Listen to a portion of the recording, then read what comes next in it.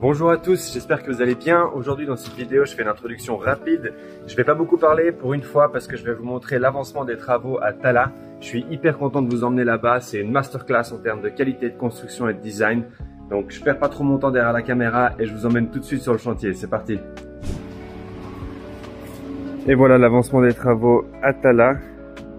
Le jardin a été fait d'une manière absolument magnifique. Des petites finitions de partout pour bien remplir en fait le mur. Quand ça poussera et que ça atteindra le mur, ce sera juste magnifique. On n'aura plus que la nature de derrière avec ces trois grands palmiers. La terrasse a été donc libérée. Voilà la pierre. C'est une pierre en fait qui a un grip. Donc c'est vraiment fait pour l'extérieur pour qu'une fois que les gens se baignent, bah, ils glissent pas. Ensuite pareil le parking. Donc ça c'est une autre couleur un peu plus foncée, un peu moins salissante. Là ça permet de parquer en fait quelques scooters et on peut mettre deux voitures ici. On a des meubles qui arrivent déjà pour le salon.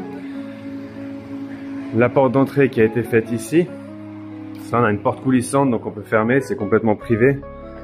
Et puis cette porte coulissante se ferme comme ça, et c'est en fait la porte d'entrée principale. Donc à partir de là, l'intérieur de Talas en fait est complètement privé. Il n'y a plus aucun vis-à-vis, ni rien du tout.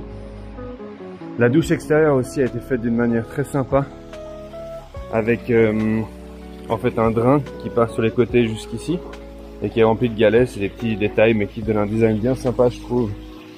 Et puis là vous pouvez voir ces fameuses pierres balinaises dont je parlais. Une fois qu'elles sont mouillées en fait elles donnent vraiment une couleur naturelle, on dirait la mer. Personnellement je trouve ça très beau. Il y a des gens qui trouvent que c'est un peu trop sombre, préfèrent les piscines blanches qui donnent un bleu clair. Moi j'aime beaucoup ce design, je trouve que ça va bien avec le reste. Vous pouvez me dire ce que vous en pensez avec grand plaisir. Et puis là on a déjà des chaises longues, on en a mis 4 mais bon il resterait de la place pour en mettre une douzaine s'il le fallait. On va probablement faire une extension de toit ici pour faire une zone avec une table à manger un peu tranquille à l'extérieur de la maison. Et là on s'approche de cette magnifique maison qui atteint ses finitions avec toutes les lumières qui ont été installées. Il y a des lignes LED dans les plafonds le soir, c'est magnifique à l'extérieur. Et puis là je peux allumer pour vous montrer un peu à quoi ça ressemble. Donc là, on a notre fameux mur de la télévision qu'on devrait pouvoir allumer également. Voilà, c'est ça. Ici, on va mettre une grande télé de 65 pouces en 4K avec un canapé de l'autre côté pour pouvoir installer confortablement, je pense, 6 personnes. Et on va faire, comme je disais, cette espèce de couvert pour faire en fait une dining zone à l'extérieur. C'est bien, j'ai accidentellement allumé la ligne LED. Vous voyez ce que ça donne la journée, le soir ça donne une lumière tamisée, soft, c'est vraiment magnifique. Et ici on a la cuisine donc qui a été terminée avec un îlot et une cuisine qui est tout fait en pierre, donc c'est absolument magnifique. C'est vrai que c'est lourd, c'est épais, ça fait très solide. Il y a une ligne LED aussi qui est intégrée dans la cuisine et qui est intégrée dans l'îlot. Ça rajoute un peu de cachet. Alors c'est pas encore meublé, pas encore décoré, il manque encore le frigo. Mais c'est bien, comme ça vous aurez un dernier aperçu avant de voir la différence que ça fait une fois que tout est meublé. Ça c'est donc du laminé, de la Permeca comme j'explique dans une autre vidéo de construction. Enfin la vidéo où je vous explique comment améliorer vos revenus locatifs à partir du design de votre villa. Ça a tout été fait à la main, tout a été fait sur mesure dans cette cuisine.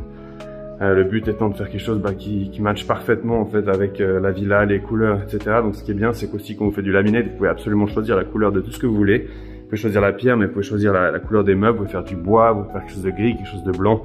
Tout est possible, c'est super flexible et c'est ça qui est vraiment très bien avec le built-in. Le seul défaut c'est que ça prend beaucoup de temps et donc ça coûte aussi pas mal d'argent et qu'il faut du personnel qui est très qualifié en fait pour réussir à faire ce genre de travail. Parce que c'est pas un job qu'on s'invente du jour au lendemain, c'est un job qui demande énormément de talent. Ça c'est les rideaux qu'on a choisis qui vont bien avec l'entièreté du style de la villa. Ensuite les portes qui sont enfin arrivées. Alors, on a vraiment cherché à prendre un bois qui soit discret en fait et qui se fonde dans la masse, pas un bois trop naturel, trop brun parce que ce serait trop tape à l'œil sinon.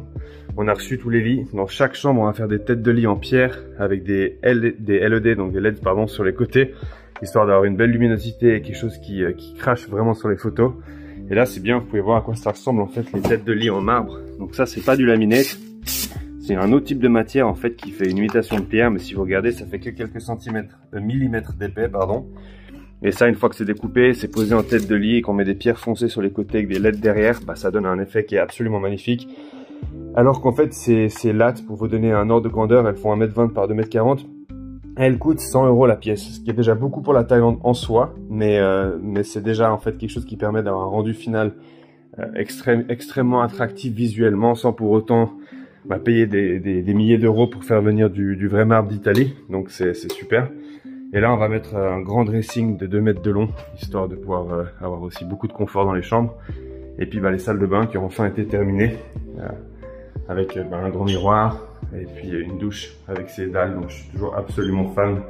C'est des petits détails, mais ça c'est le genre de dalles qui coûtent 1400 bahts le mètre carré plutôt que 200 bahts le mètre carré. C'est vrai que ça fait quand même bien la différence sur les finitions quand on a quelque chose de cher et qu'on utilise des matériaux de qualité pour finir une villa de manière premium, on va dire. Et puis là encore une autre salle de bain, c'est la salle de bain partagée pour tout le monde, qui appartient enfin du coup au salon. Il y a des LED aussi qui sont installés derrière tous les miroirs, mais je pense qu'elles ne sont pas encore actives. Ou peut-être que oui, ah bah si. Il y a ça dans toutes les salles de bain, c'est vrai que ça rajoute aussi un petit cachet. Et là on va ajouter des décorations, des fausses plantes, pas des vraies parce que sinon elles vont mourir instantanément. Et comme ça rendra aussi bien sur les photos. Pareil, là on va faire une grande tête de lit, comme je disais, en pierre, mais avec une pierre différente pour que sur les photos on puisse bien différencier chaque chambre. Je pense que c'est quelque chose de très important, surtout quand vous faites de la location à court terme. On a notre jardin japonais qui va venir ici, avec des galets. La salle de bain qu'on a fait construire en extra, qui était à la base pas prévue, qui est en fait une extension du building ici. Et puis, cette grande chambre, sur laquelle on va aussi mettre un dressing ici, qui fait, si je dis pas de bêtises, dans les 1,80 m. Et voici la dernière chambre, avec une porte coulissante pour économiser de l'espace. Pareil, toujours les mêmes salles de bain, toujours dans le même style, avec des LED derrière le miroir. Les mêmes dalles pour les douches. Alors évidemment, tout doit encore être nettoyé, tout est encore en travaux. Mais au moins, en fait, le travail de structure a été fait. On va dire que la partie de travail du promoteur a été faite. Maintenant, il n'y a plus qu'une partie de design, de finition, de lit, qui va faire toute la différence et qui va en fait donner une âme à la maison aussi. Et voilà cette fameuse baignoire extérieure qu'on a fait installer avec une magnifique façade en vraie pierre et une fontaine. Alors ils nous l'ont mis sur le côté, c'est pas grave, on l'a demandé au milieu. Et ici on a du coup une façade végétale, et puis là on va aussi séparer, histoire que les deux chambres, que ce soit privé en fait, que les gens qui se baignent ici puissent se baigner à poil s'ils le souhaitent, sans que personne ne regarde dans leur salle de bain.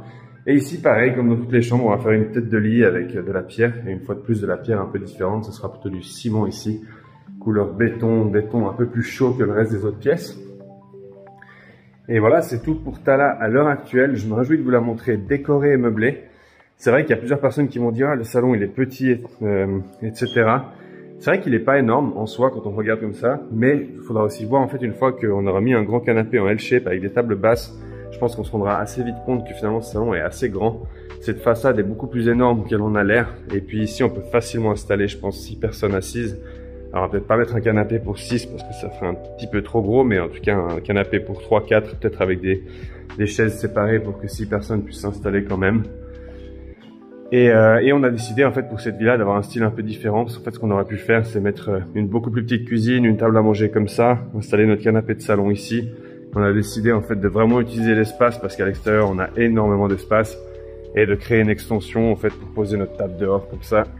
Tout le monde sera bien spacieux dans une villa bien confortable avec un magnifique design. Je vous la montre une dernière fois en entier.